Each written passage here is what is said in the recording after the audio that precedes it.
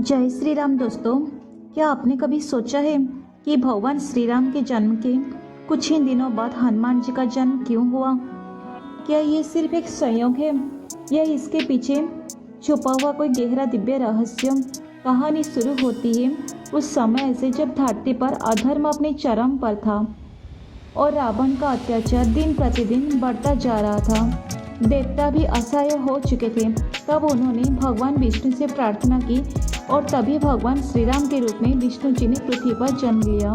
लेकिन सिर्फ भगवान का जन्म ही पर्याप्त नहीं था, क्योंकि इस दिव्य लीला को पूर्ण करने के लिए एक ऐसी भक्ति की आवश्यकता थी जो केवल बलवान ही नहीं बल्कि पूर्ण रूप से समर्पित भी हो। यहीं से शुरू होता है हनुमान जी के जन्म का असली रहस्य। भगवान शिव ने ये जाना कि श्री राम की लीला में एक ऐसे भक्त की आवश्यकता होगी जो हर परिस्थिति में उनका साथ दे सके, जो असंभव को संभव बना सके और जो अपने बल का उपयोग केवल प्रभु की सेवा में कर सके। तब भगवान शिव ने निर्णय लिया कि वो अपने रुद्रांश को पृथ्वी पर भेजेंगे। लेकिन यह अवतार साधारण नहीं होने वाला था। इसके पीछे एक दिव्य योजना रची गई। अयोध्या में राजा दशरथ पुत्र प्राप्ति के लिए यज्ञ कर रहे थे। यज्ञ पूर्ण होने पर अग्निदेव प्रकट हुए और उन्होंने एक दिव्य खीर प्रदान की। यही खीर कोई साधारण प्रसाद नहीं थी, बल्कि दैवीय शक्ति से भरा हुआ अमृत थी। राजा दशरथ ने इसे अपनी रानियों में बांट दिया, लेकिन तभी एक अद्भुत घटना घटी। एक चील आकाश से आई और उस खीर का एक भाग लेकर उड़ गई। यहीं से शुरू होता है असली रहस्य।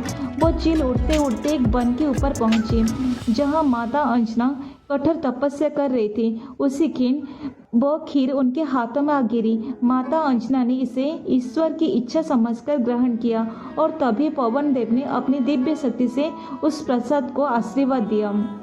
लेकिन ये केवल शुरुआत थी। एक और गहरा रहस्य भी छुपा हुआ है। जब भगवान शिव ने भगवान विष्णु की मोहिनी रूप को देखा तो उस दिव्य लीला के प्रभाव से उनका तेज प्रकट हुआ और उस तेज को पवन देव ने संभालकर माता अंजना के गर्भ में स्थापित किया। इसी कारण हनुमान जी को कहा जाता है भगवान शिव का 11वां रुद्र अवतार। यानी हनुमान जी का जन्म 3 दिव्य शक्तियों का संगम था।